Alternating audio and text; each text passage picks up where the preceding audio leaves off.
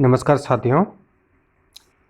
हमने पिछले वीडियो में ऑडिट के पर्चे के बारे में अध्ययन किया था। तो अपन ने वैधानिक अंकेक्षण तक पिछले वीडियो में पार्ट फर्स्ट वाले वीडियो में पढ़ लिया था। दोस्तों ये वीडियो मैंने हालांकि पहले बना दिया था, लेकिन कुछ पहले वाले वीडियो में टेक्निकल वॉइस का प्रॉब्लम था, इसलिए मैंने दोबारा ये वीडियो आपके लिए बनाया है। दोस्तों हमने वैधानिक अंकेक्षण तक तो पिछले वीडियो में पढ़ लिया था। अब बात करते हैं अगले, यानी अंकेक्षण को नियंत्रित करने वाले आधारभूत सिद्धांत क्या क्या होते हैं। ठीक है साथियों, अंकेक्षण को नियंत्रित करने वाले आधारभूत सिद्धांत क्या क्या होते हैं, उनका अध्ययन करेंगे हम। देखिए, अंकेक्षण और आश्वासन मानक बोर्ड यानी accounting assurance and standard board द्वारा वे मूलभूत सिद्धांत बताए गए हैं जो अंकेक्षक के पेशेवर दायित्वों से संबंधित है, जिनका पालन अंकेक्षक द्वारा अंकेक्षण करते समय करना अनिवार्य है। प्रमुख सिद्धांत निम्न है। देखिए क्या क्या प्रिंसिपल्स है। एक सत्यनिष्ठा होनी चाहिए, वस्तुनिष्ठता तथा निष्पक्ष जांच होनी चाहिए, गोपनीयता होनी चाहिए, चातुर्य तथा दक्षता होनी चाहिए, दूसरों द्वारा निष्पादित कार्य होना चाहिए, प्रपत्रीकरण डॉक्यूमेंटेशन होना चाहिए, प्लानिंग होनी चाहिए, अंकेक्षण साक्ष्य होने चाहिए, लेखांकन तंत्र तथा आंतरिक नियंत्रण प्रणाली होनी चाहिए, अंकेक्षण निष्कर्ष व प्रतिवेदन। यानी अंकेक्षण को नियंत्रित करने वाले आधारभूत सिद्धांतों के अंतर्गत एक सत्यनिष्ठा, वस्तुनिष्ठा, निष्पक्षता, गोपनीयता, चातुर्य, दक्षता, दूसरों द्वारा निष्पादित कार्य, प्रपत्रीकरण, नियोजन, अंकेक्षण साक्ष्य, लेखांकन तंत्र, इंटरनल कंट्रोल प्रणाली तथा निष्कर्ष प्रतिवेदन आदि होने चाहिए। ये इतने इम्पोर्टेंट नहीं है, एग्जाम में चांसेस कम है इन चीज़ों का आने के। हम बात करते हैं दोस्तों, ये इम्पोर्टेंट है कि ऑडिट टाइप्स ऑफ ऑडिट कितने प्रकार की होती है। देखिए दोस्तों, ये एग्जाम में क्वेश्चन आने के पूरे चांसेस है, अच्छी तरह से इसको रीडिंग करें। नहीं, सामान्यतः ऑडिट 8 प्रकार की होती है दोस्तों। यानी व्यवहारिक दृष्टिकोण से अंकेक्षण कई प्रकार के होते हैं, जिनमें प्रमुख निम्नलिखित है।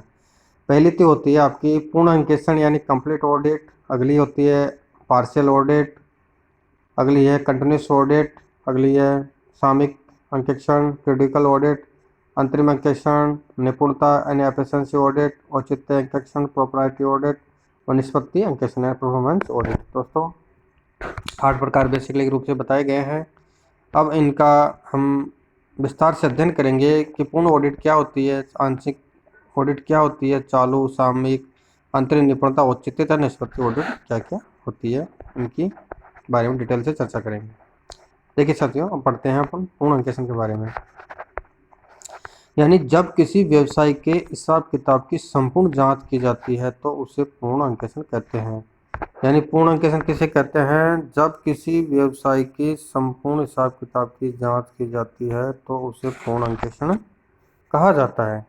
यदि संस्थान द्वारा अंतिम खाते यानी फाइनल अकाउंट्स प्रति वर्ष बनाए जाते हैं तो यह जांच एक बार में 1 वर्ष के हिसाब किताब की होती है, और यदि अंतिम खाते अर्धवार्षिक बनाए जाते हैं तो यह जांच एक बार में आधे वर्ष की होती है। ठीक है साथियों, यानी मोटा मोटा मेन उद्देश्य है कि जब किसी व्यवसाय के हिसाब किताब की संपूर्ण जांच की जाती है तो उसे पूर्ण अंकेक्षण कहा जाता है।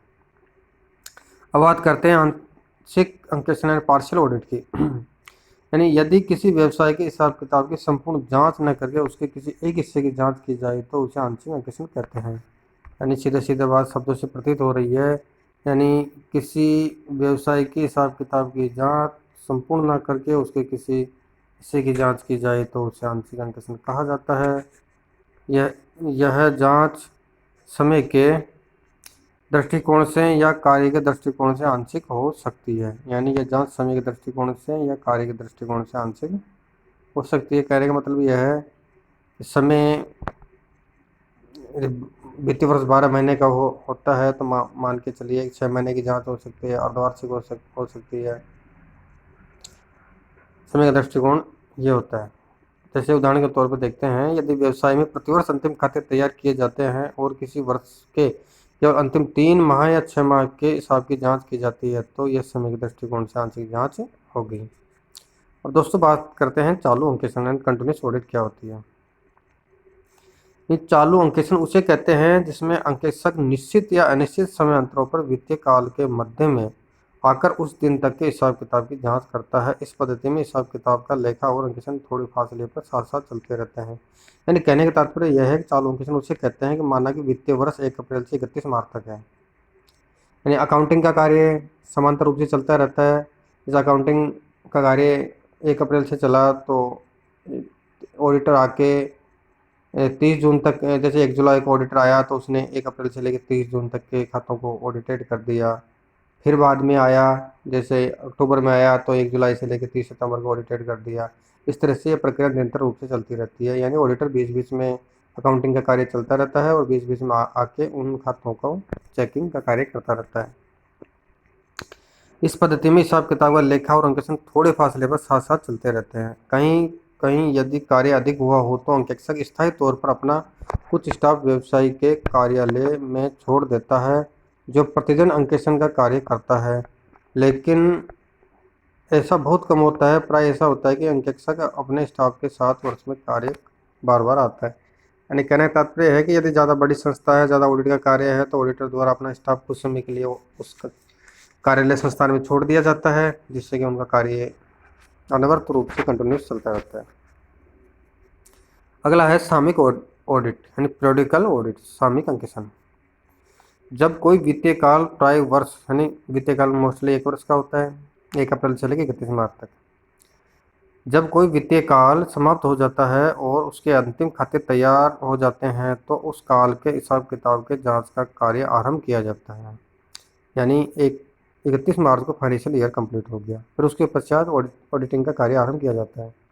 जांच कार्य तब तक चलता रहता है जब तक कि समाप्त नहीं कर लिया जाता है। इसे सामयिक अंकेक्षण कहते हैं। यानी जब तक जांच कार्य चलता रहेगा, ऑडिट कंटिन्यू चलती रहेगी, तो उसे सामयिक अंकेक्षण कहते हैं। अब यह परिभाषा दोस्तों याद रखें कि डिक्सी क्या कहता है। विद्वान डिक्सी के अनुसार सामयिक या पूर्णकृत अंकेक्षण उसे कहते हैं यानी सामयिक या पूर्णकृत अंकेक्षण उसे कहते हैं जो उस वित्तीय अवधि जिससे यह संबंधित होता है कि समाप्ति के पश्चात ही आरंभ होता है।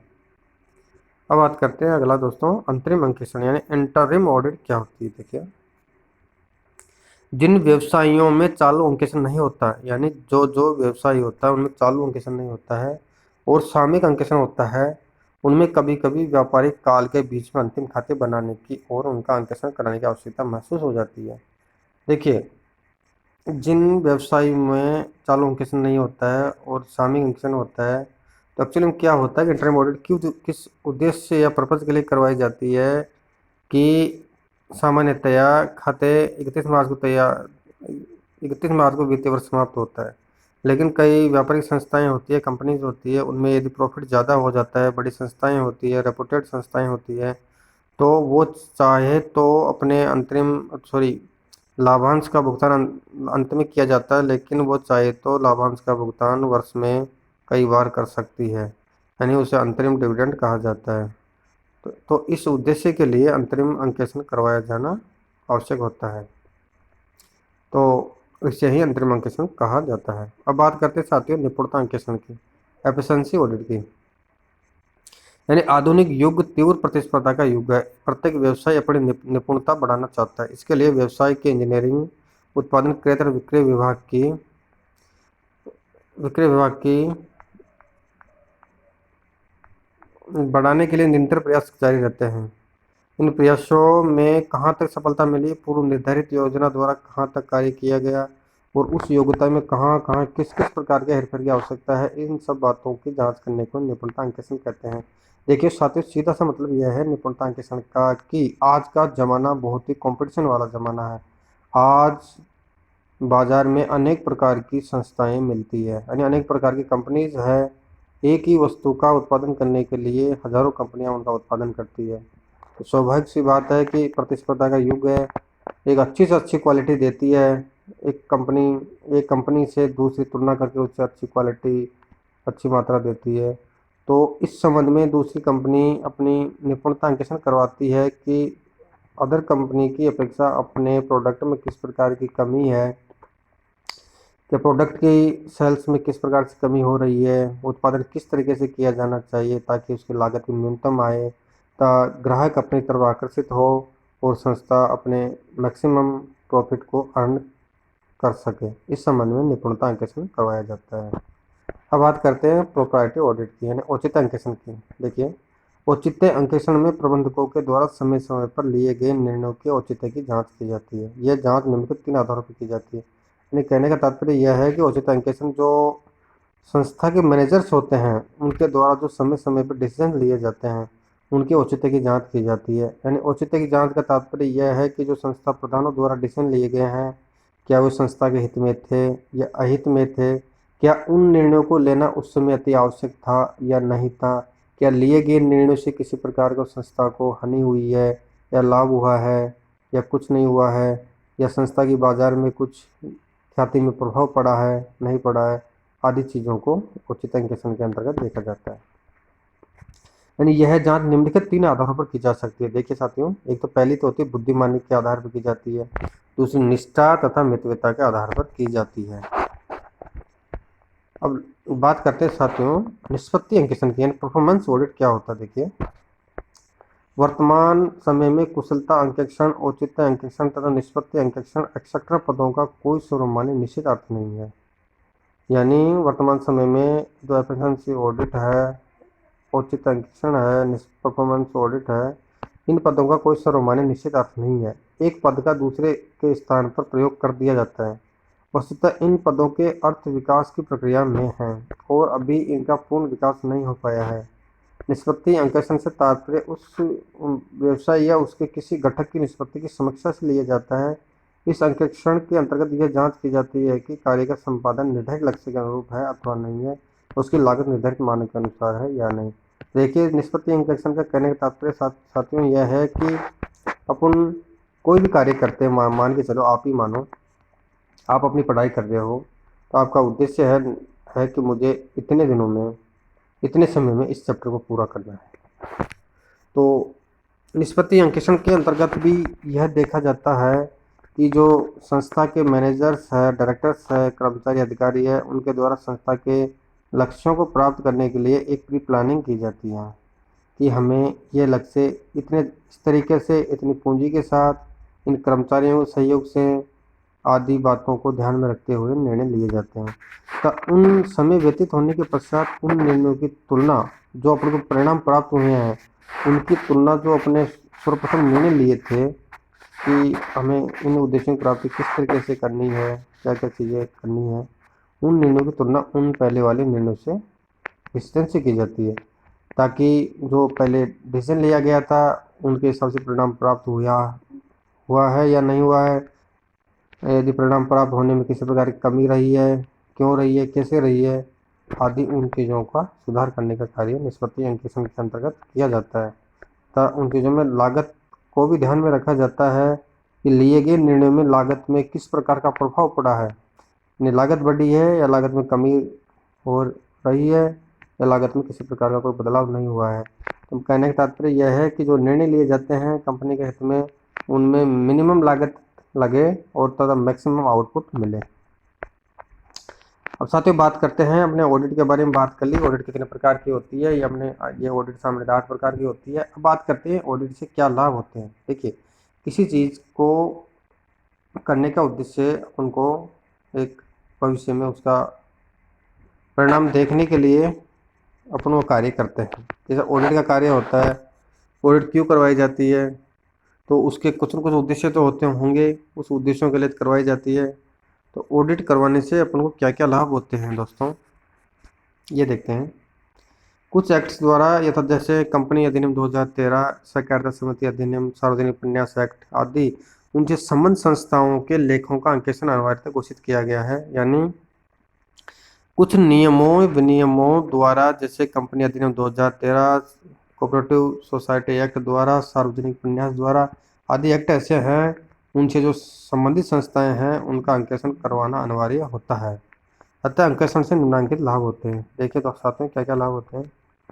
एक तो संस्था के अंतर्गत अनुशासन कायम रख रहता है, भ्रष्टाचार को समाप्त किया जाता है। यदि कोई भ्रष्टाचार होता है तो ऑडिट में पकड़ में आ जाता है, उसको ऑटोमेटिकली समाप्त कर दिया जाता है या समाप्त करने के प्रयास किए जाते हैं।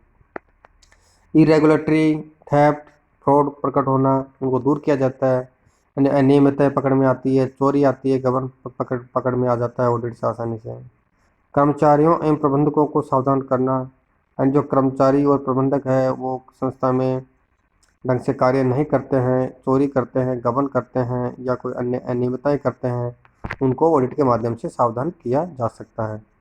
व्यापार की सही स्थिति बताई जाती है, यानी अंकेक्षित खातों के माध्यम से ही व्यापार की एक्चुअल स्थिति का पता चल पाता है। विनियोजकों की रखवाली, जो इन्वेस्टमेंटर होते हैं वो मोस्टली एक संस्था में तभी पैसा लगाते हैं जब उस संस्था का लाभ हानि खाता, यानी उस संस्था में प्रॉफिट काफ़ी मात्रा में हो रहा हो तथा मैक्सिमम रिटर्न प्रदान करें, ब्याज दें, तो ऐसी संस्था में विनियोजक अपना पैसा लगाने में रुचि रखते हैं। अब इनकी रखवाली कैसे होगी? यदि ऑडिट का कार्य किया जाएगा जब इन्वेस्टमेंटर की रखवाली होगी। सच्चाई एवं ईमानदारी का प्रमाण पत्र, देखिए ऑडिट एक ऐसा प्रपत्र होता है जो संस्था के खातों की जांच करके ऑडिटर निष्पक्ष अपनी राय देता है। इस राय के माध्यम से ये अनुमान लगाया जाता है कि संस्था की सच्चाई एवं ईमानदारी का प्रूफ ऑडिट के माध्यम से मिलता है। कर्मचारी की कर्मठता एवं योग्यता का प्रमाण पत्र मिलता है, यानी कर्मचारी कर्तव्यनिष्ठ है या नहीं है, उसकी योग्यता का प्रमाण पत्र मिलता है। बहुमूल्य सलाह मिलती है, संस्था में किस प्रकार की कमी रही है, किस प्रकार के उद्देश्य निर्धारित किए जाने चाहिए, उन उद्देश्यों के पीछे क्या कारण हैं जिनसे उद्देश्य प्राप्त नहीं हो पा रहे हैं, आदि चीज़ों का बहुमूल्य सलाह ऑडिट के माध्यम से मिलती है। वो सलाह ऑडिटर द्वारा प्रदान की जाती है। हिसाब किताब का अधिक विश्वस्त होना, यदि किसी भी संस्था में समय पर ऑडिट का कार्य किया जाएगा तो उस संस्था में गबन तथा फ्रॉड या चोरी अनियमितताएं होना लगभग नगण्य या शून्य होता है, जिससे हिसाब किताब का अत्यधिक विश्वस्त होना पाया जाएगा। अब बात करते हैं दोस्तों अंकेक्षण की मर्यादाएं और कमियां। देखिए अंकेक्षण कुछ चीज़ में फायदा, कोई चीज़ होती है उसमें एक पक्ष तो फायदा पहुंचाता है तब दूसरा पक्ष हानि पहुंचाता है, यानी कुछ चीज़ में कमियां भी होती है, कुछ फायदे भी होते हैं। यानी कहने का तात्पर्य यह है कि ऑडिट के कुछ प्रॉफिट्स है तो कुछ कमियां भी होगी, उन चीज़ों को अपन देख रहे हैं। अंकेक्षक की नियुक्ति कंपनी के अधिकारियों द्वारा कंपनी के लाभ हानि विवरण और चिट्ठे की सत्यता एवं औचित्य के बारे में प्रतिवेदन के लिए की जाती है। यानी ऑडिटर की नियुक्ति कंपनी के लाभ हानि खाते तथा चिट्ठे की सत्यता तथा उसके औचित्य के को प्रकट करने के लिए की जाती है। जिन पुस्तकों के आधार पर लाभ हानि विवरण एवं चिट्ठा बना है, अंकेक्षक उनकी उचित सावधानी एवं चतुराई के साथ जांच करता है और जांच के पश्चात यदि उसे संतोष हो जाता है, यानी अकाउंट्स के माध्यम से वो जांच करता है, अगर उसको संतोष हो जाता है तो वह प्रमाणित कर देता है कि लाभ हानि और बैलेंस शीट उचित एवं सही है। अंकेक्षक का यह प्रमाण पत्र प्रतिवेदन के रूप में अंशधारियों के सम्मुख प्रस्तुत किया जाता है। यानी अंकेक्षक जो प्रमाण पत्र देता है वो संचालक मंडल की सभा अंशधारियों सभा में अंशधारियों के सम्मुख प्रस्तुत किया जाता है। फिर भी कुछ मर्यादाएं या सीमाएं या दोष होते हैं जिनका विवरण अग्रानुसार है। देखिए हालांकि ऑडिटर द्वारा कर दी गई सब चीज़ों का वर्णन उसमें कर दिया गया, लेकिन कुछ चीज़ें ऐसी होती है कि उनका वर्णन ऑडिटर द्वारा नहीं किया जा सकता है या वो चीज़ें संभव नहीं है। देखिए क्या है, अंकेक्षक 100% शुद्धता की गारंटी नहीं देता। देखिए साथियों, अंकेक्षक एक मानव है, वो अपनी ईमानदारी, कर्तव्यनिष्ठा, उत्तरदायित्व और निष्पक्षता की भावना को रखते हुए कार्य करता है। लेकिन कई चीज़ें ऐसी होती है कि गबन कपट जानबूझकर बड़े अधिकारी कर्मचारी द्वारा किया जाता है, तो उन चीज़ों को अंकेक्षक द्वारा कई बार वो चीज़ें पकड़ में नहीं आती है। यानी अंकेक्षक का ऐसा कोई उद्देश्य नहीं था कि मुझे इन चीज़ों को नहीं पकड़ना है, इन चीज़ों को इग्नोर करना है, पर वो चीज़ें कई बार पकड़ में नहीं आती है क्योंकि वो एक शालीन लोगों द्वारा शातिर लोगों द्वारा किया जाता है। तो इस संबंध में ऑडिटर को यह नहीं कहा जा सकता है कि आपने शुद्ध खाते अंकेक्षित नहीं किए हैं। तो इसका कहने का तात्पर्य यह है कि अंकेक्षक 100% शुद्धता की गारंटी नहीं देता है। अगला है, अंकेक्षण द्वारा सब गबन आवश्यक रूप से प्रकट नहीं हो। यानी अंकेक्षक अपनी ईमानदारी से कार्य करता है, लेकिन यह जरूरी नहीं है कि सब गबन उससे प्रकट हो। कई बार कई चीज़ें प्रकट नहीं हो पाती है। अंकेक्षक केवल अपनी राय प्रकट करता है। देखिए साथियों, अंकेक्षक केवल अपनी राय प्रकट करता है, यानी वो बाध्यता नहीं रखता है उस चीज़ की कि आप ऐसा करो। अंकेक्षक अपने ऑडिट रिपोर्ट में जो जो बातें आती है वो अपने अंकेक्षण प्रतिवेदन में शामिल कर लेता है तथा उस रिपोर्ट को अपने कंपनी के संचालकों को प्रस्तुत कर देता है। इसमें वो अपनी राय प्रकट करता है कि आपको आगामी भविष्य में किस तरीके से किन चीज़ों को किस तरीके से क्रियान्वित करना है।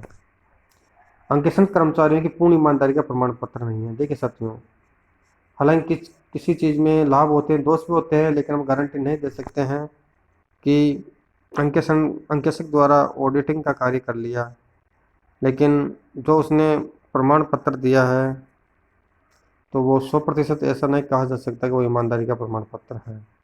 तो इसका कहने का तात्पर्य यह है कि अंकेक्षण कर्मचारी की पूर्ण ईमानदारी का प्रमाण पत्र नहीं है।